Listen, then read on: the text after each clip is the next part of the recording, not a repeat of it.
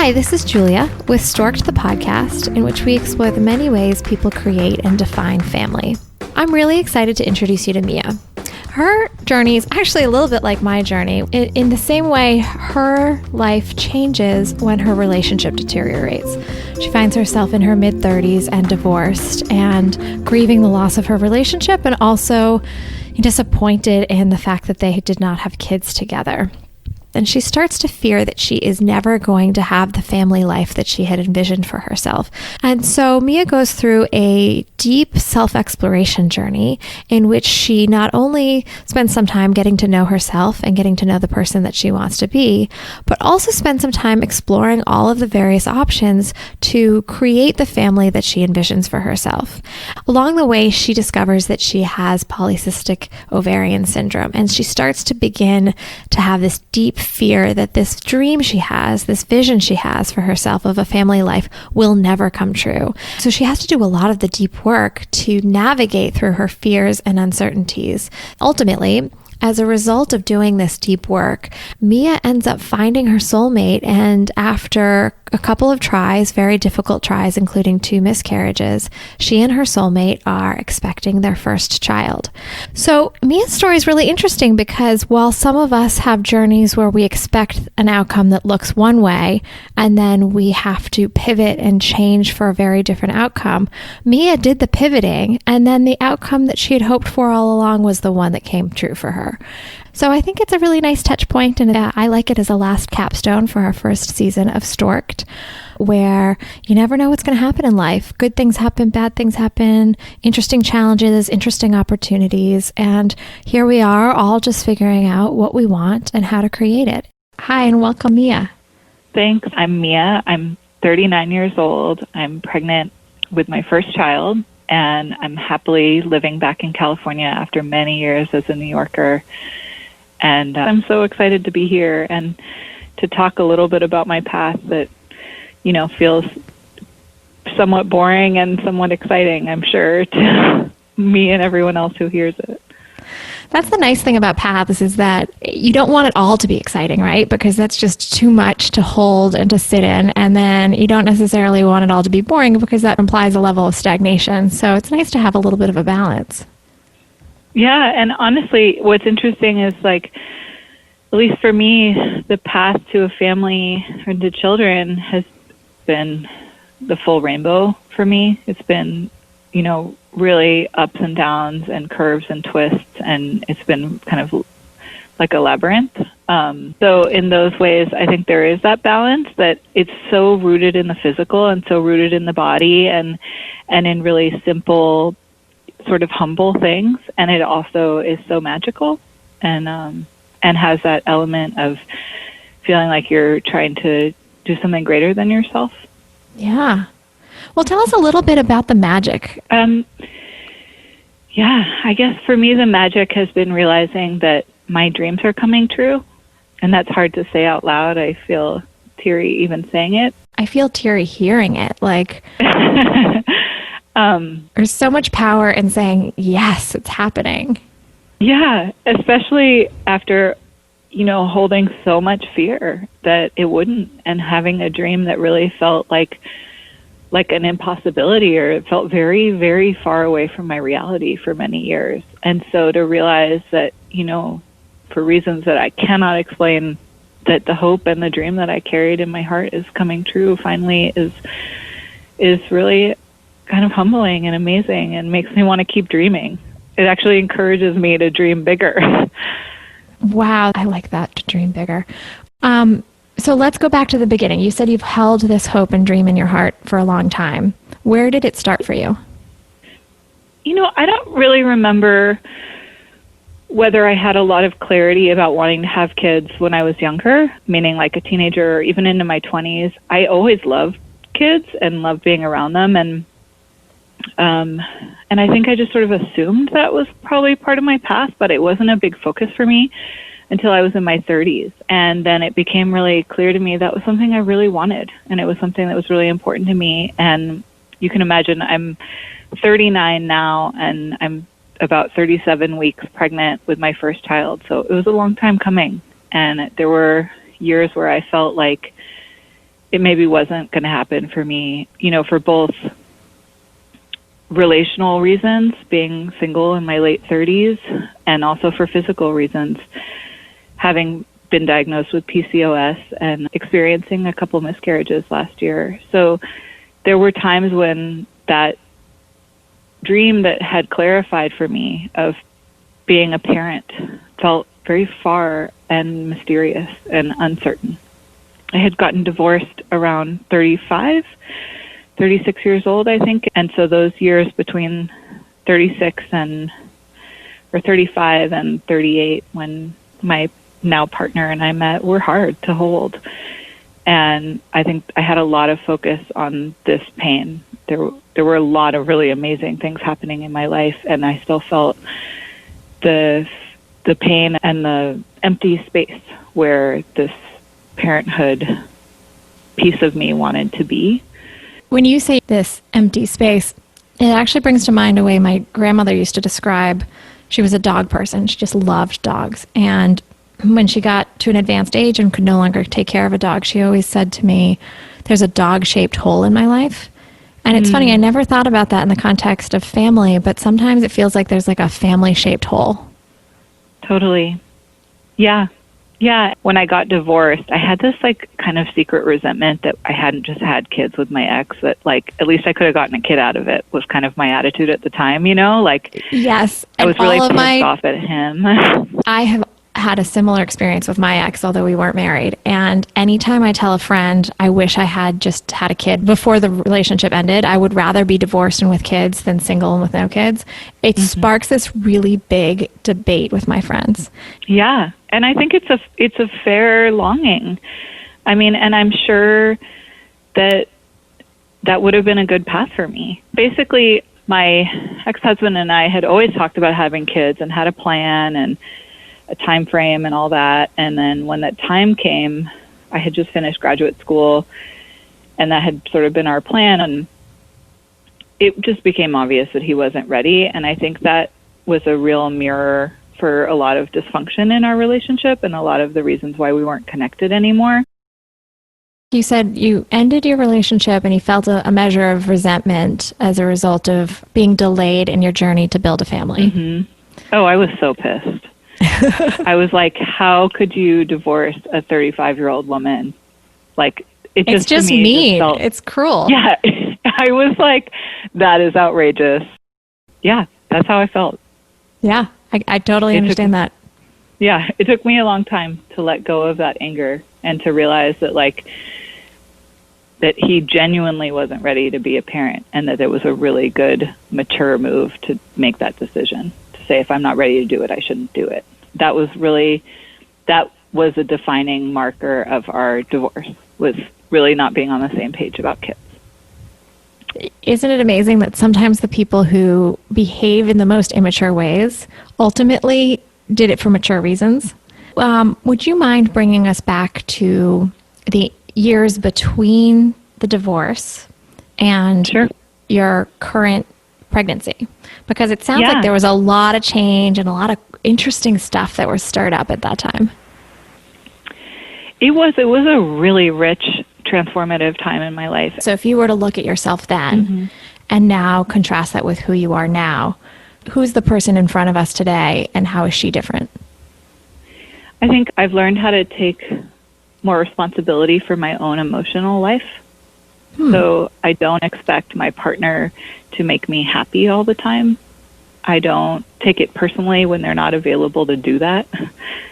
And I don't rely on them to do that. Of course, they bring me joy, as do all the close relationships in my life, and I rely on people a lot.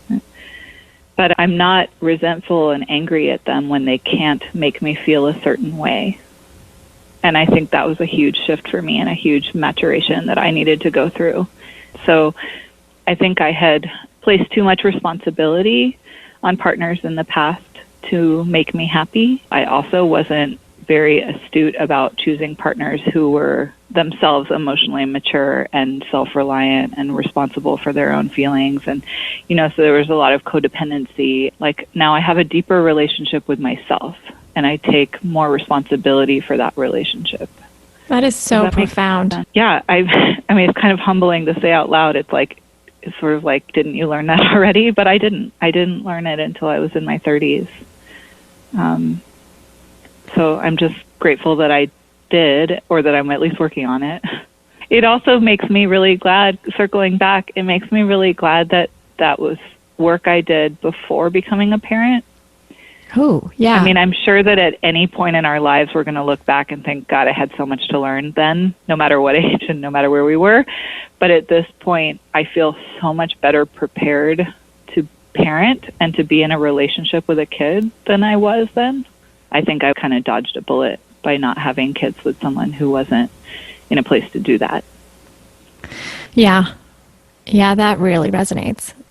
Okay, so we've got to catch up between the divorce and where you are now, having moved out of Brooklyn and living in California.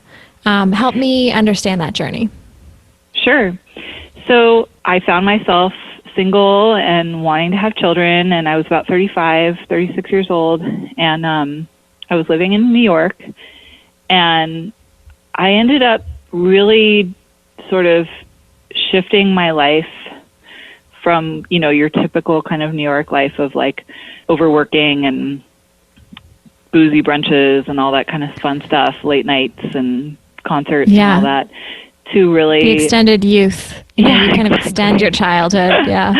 To finding that I was really kind of done with that. And I'm glad I did it, because I was like really done. Like, I've been to enough parties. I totally got my fill. I know exactly what's out there. So grateful I did it, and I didn't need to do it anymore. And I started really diving into my health also. So making lifestyle changes and supporting my health through movement and breath work and meditation, playing music for the first time in my life. My friendship group really shifted, I think, also after the divorce. It was just really kind of like a period where I rebuilt the life that matched who I was today, instead of kind of like, how sometimes you can find yourself sort of growing but trying to fit into your old life, and it's a little uncomfortable. Oh, yeah. So, that was those were majorly transformative years for me, of building the life that I needed to support the woman that I was in my late 30s, as opposed to the woman I'd been in the past. How much of that was intentional? Like, how much of it was you reflecting and saying, okay, I don't feel like this fits anymore. Let me go try the things, versus just experiencing new things and noticing one day that you were in a different life? I think there was a mix of both. There were really intentional things, like realizing, man, I really don't like the way I feel when I drink alcohol. I'm going to stop drinking alcohol. And really deciding consciously to follow that kind of emotional intuition, that just didn't need to be a part of my life anymore. And then adjusting my social life accordingly, as you can imagine. I really like the phrase emotional intuition. I just think that phrase is so powerful. Yeah. Because emotional intuition suggests just an awareness of what works for you and serves your emotions. Is that what you're trying to say? Yeah, absolutely. There were other things that were really like just sort of more spontaneous, more fluid. A couple of girlfriends of mine took me to like my first 5 rhythms dance class, and then I just started going and enjoying being with them and enjoying dancing and enjoying that movement practice. It sounds like a really fertile several years in terms of your own growth and development. Yeah, it was great. I really changed a lot. One thing I had to be pretty mindful about is that I realized the relationship me had certain patterns that had to break out. When I took a year off from dating at all after I divorced. And that was like both one of those weird dynamics where I was like, I need this, and I'm stressed about my age and fertility issues, So to say like, I'm 36 and I'm not going to date for a year was really scary in terms of thinking about children. But I'm so glad I did it, and I needed it. And then even then, when I started dating, I found myself repeating certain patterns and like staying in relations with people that didn't really meet my needs because I think I'd been habituated to being in a relationship that didn't meet my needs. So I just thought that was a normal relationship. I mean, what you're talking about is breaking these deep patterns in our own self and the way in which we behave in a relationship, and trying to do that with a clock looming above your head, a fertility clock. I know. And how's that to be dating and be like, are you my baby daddy? Are you my baby daddy? Like, I mean, it's a reality too. It's like, I didn't want to invest time and energy in relationships that weren't, where that wasn't a possibility. So did you, like, in the back of your head when you're thinking about date number 3, were you doing the calculus around, could this person be the future parent of my child? Yes, and sometimes no. Sometimes I had friends and family who were like, just put it in your Bumble profile. Be like, I want to have kids. Don't contact me if you don't want to have kids. And that was terrifying to me. I didn't actually put it out there that explicitly. It was really, that idea still like makes my palms sweaty, even though it's so honest. It's so honest. Yeah, I don't know why that was really scary to me. So sometimes I would kind of hesitate and hold that back, and sometimes I felt more forthright about it on dates. You know, my own willingness to be emotionally vulnerable in that way ebbed and flowed.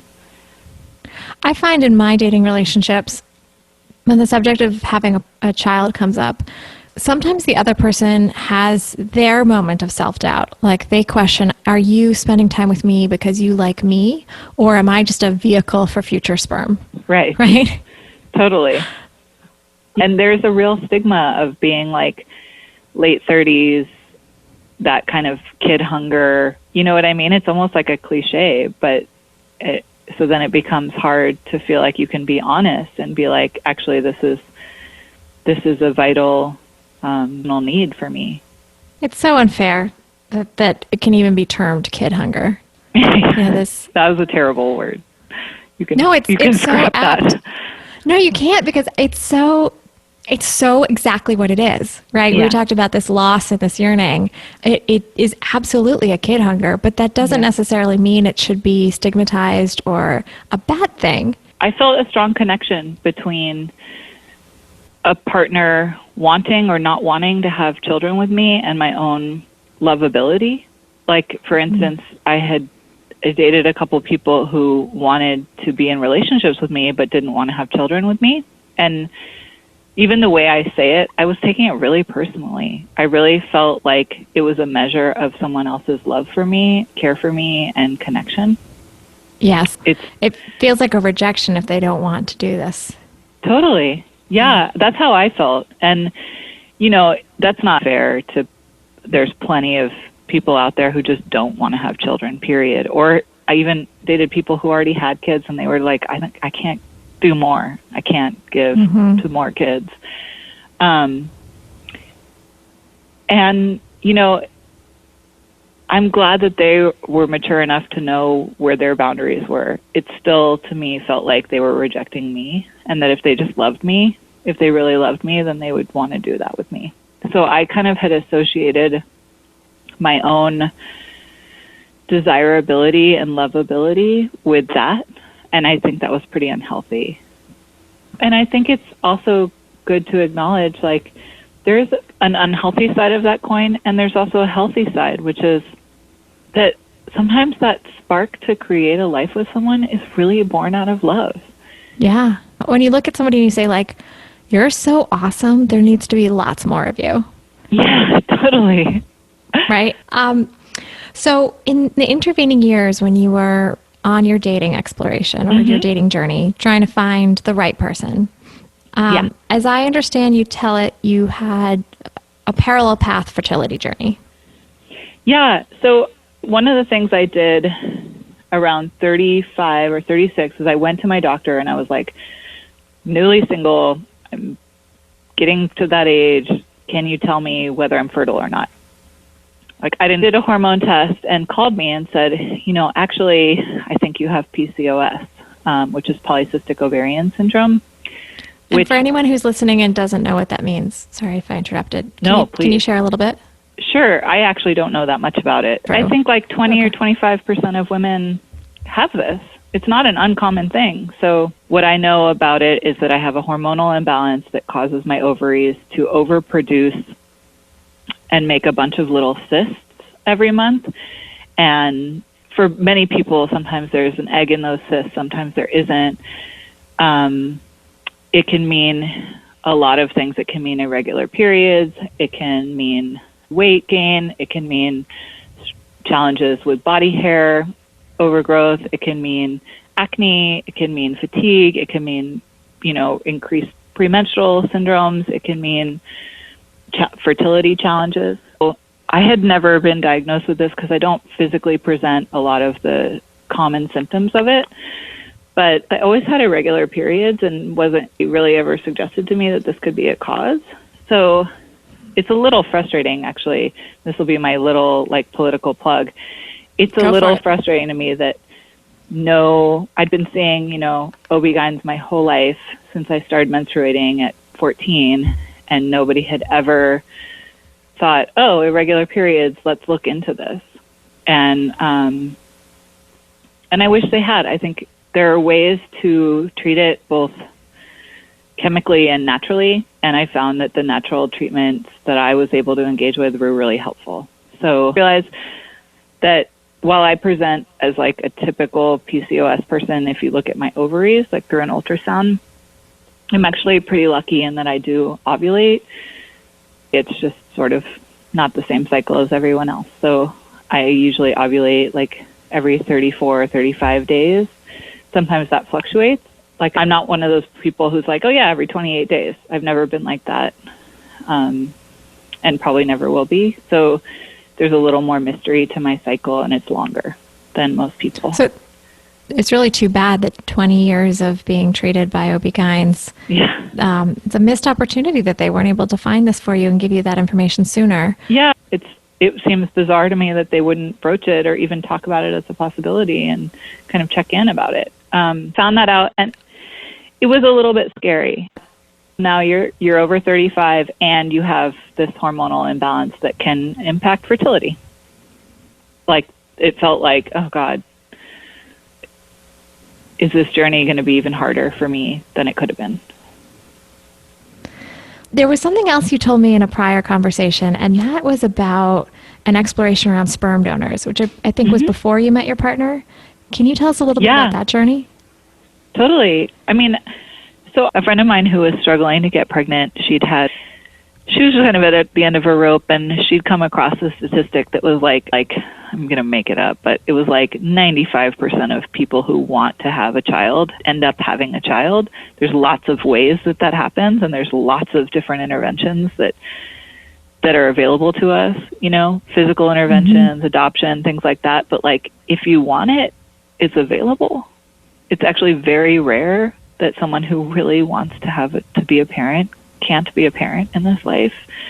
So just that gave me hope, and it also reminded me to stay open to all the different avenues.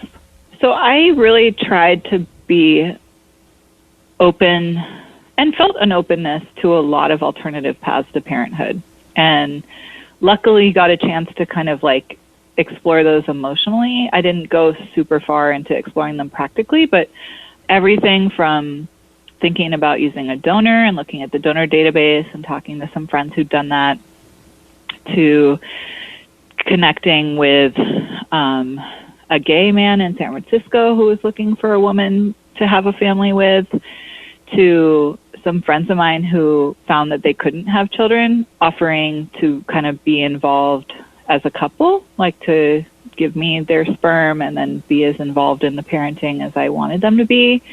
Interesting. Yeah. To thinking about being a step parent, to dating a couple people who had kids already and finding myself open to that possibility also. So I felt there was a certain point where it felt like anything was on the table. Did you try these anythings on? You've just given 4 very concrete and fascinating examples. Did you dive into them, explore them, have conversations further, or were they just sitting on the table as maybe I'll revisit this in the future? Yeah, I think it was mostly they were on the table. I mean, obviously I had conversations with certain people that were involved. I had conversations with this couple they were open to having the conversation move further, and I wasn't ready yet. Corresponded with this gay guy in San Francisco a little bit. That quickly became clear that we just weren't on the same page as parents. Like, we would have been terrible co-parents with each other. How does one find somebody in another state to potentially create a baby with? Right? One of my friends sent me a Craigslist ad that this guy had posted. I think it was Craigslist. Wow. She was just like, wow, like, you don't have to look far. I think there is actually a more formal network of like gay parents that are looking to create children with other queer people. I felt like there was a part of me that was really still hoping to do this with a partner, that I didn't really know how to make it work as a single mom. Yeah, but I tried to hold like all doors open. I just felt like I didn't feel particularly attached to any single path, but none of the paths actually felt right until I met my partner, my current partner. It really feels like it's beyond my wildest dreams. Like, what we're creating together is actually better than anything I could have imagined for myself. And nothing felt like that until him. So how old were you when you met him? I was just turning 38. And did you have one of those, aha, this is it, this is my person? Or did it take a couple of dates before you figured out that he was maybe the right fit for you? I mean, I was really excited right away. We had an amazing first date. We met on Bumble, which I think still surprises us both. We had a great first date. We went out to dinner and we heard some live music, and, you know, we made out for like 3 hours, and it was just a beautiful, kind of exciting first date. I think I texted my mom when he left my apartment, like, about how excited I was, and a lot of the changes I'd made in terms of taking responsibility for myself and taking care of myself really helped us and served us. And I think he'd already kind of learned how to do that. He'd had some long-term relationships and is a really kind of emotionally grounded, self-sufficient person in that way. So I'm glad we didn't meet each other in our early 30s. I think that even though I would love to imagine having spent the last 10 years with him, I actually don't think it would have been that healthy for either of us. Yeah. There's a blessing to having age and maturity when you start something. Oh, totally. The one thing that I found with my partner today is that I shared with him really early in our relationship how much pain I was carrying about this. And I think that was new for me. And the fact that I was willing and able to be vulnerable in that way, and that he was able to hold that and meet me there, was like a sign of our connection, you know?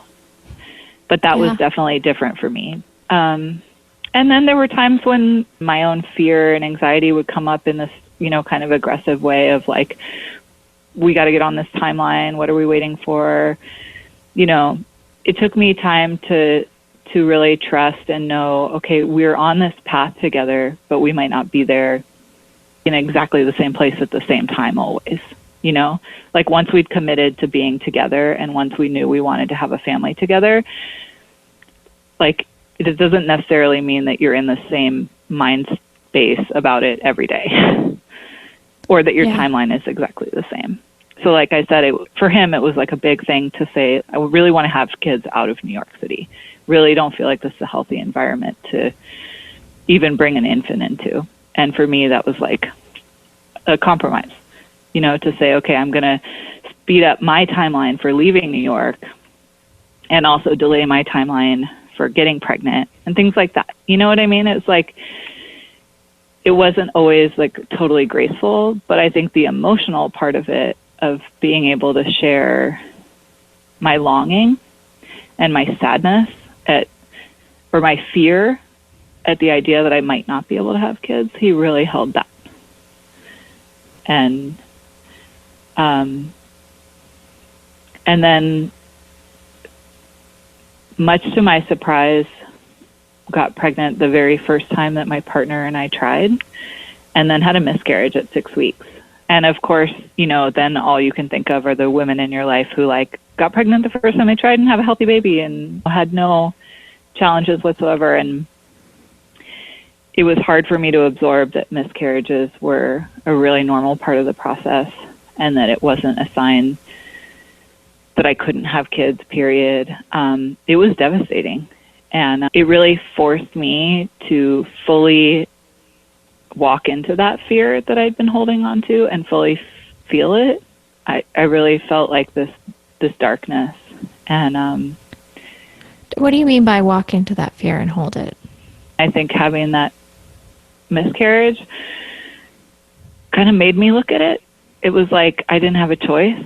It was right there. I was right in it. And it was hard. It was I was plunged into a really dark place.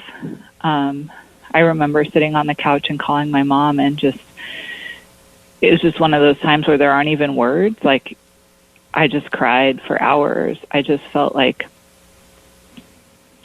I was in the middle of that shadow, and I couldn't see a way out of it. We had a second miscarriage right after that, literally the very next cycle.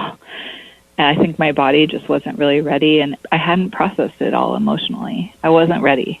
I was still working through a lot of that pain. And I think one thing I'm grateful for is that I did it with my partner.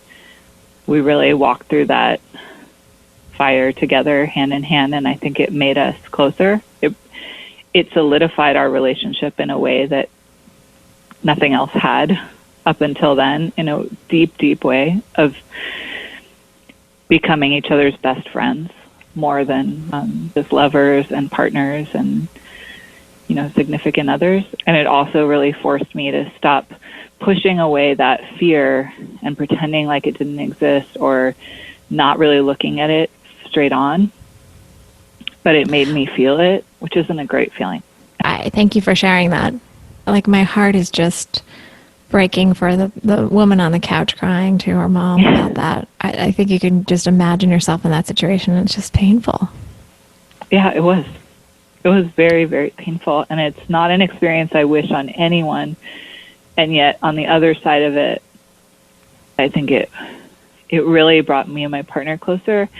And it really, honestly, has made me, both of us, I'm sure, just very, very grateful for the healthy pregnancy we're having now. It didn't come easy to us. It hasn't been as hard as other people's journeys have been. I'm really aware of that, as I have other friends who are going through this fertility journey themselves. But I think, it's like we just cherish the fact that this is actually happening and that we were able to do it naturally and have a healthy pregnancy. It's like even more of a blessing than maybe we could have understood before. It sounds to me like you're really meeting your life and these life changes with a lot of gratitude. It's really hard to look back on the crappy stuff that happens and find the grace or the benefit of it. And yet you've said that several times. You've said that about your divorce and about your dating history and about these two very painful miscarriages. How do you do that? I don't know. I guess I wasn't really aware of how much I was doing that till you just described it. I'm kind of glad that I am.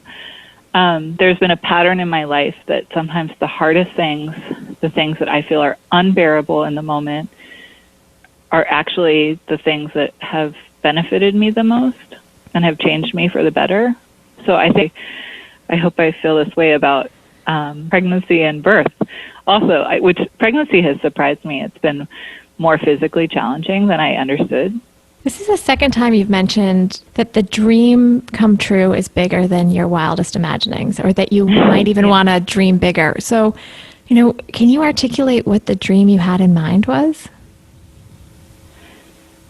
I mean, I think it was very simple. I think I wanted to have a loving relationship again, and to fall in love, and I wanted to be loved in return, and I wanted to have children. But all my models for previous relationships were not super healthy. When I met and got involved with my current partner, the relationship that we have is so much healthier and better for me as a woman, and so much cleaner and more vital and I mean, I don't have all the adjectives, and that's not to say that we have a perfect relationship and never fight, but this relationship, this partnership is so much better for me than anything I'd ever experienced. And the family life that we're making together, the world we're building to bring this baby into feels so dynamic and healthy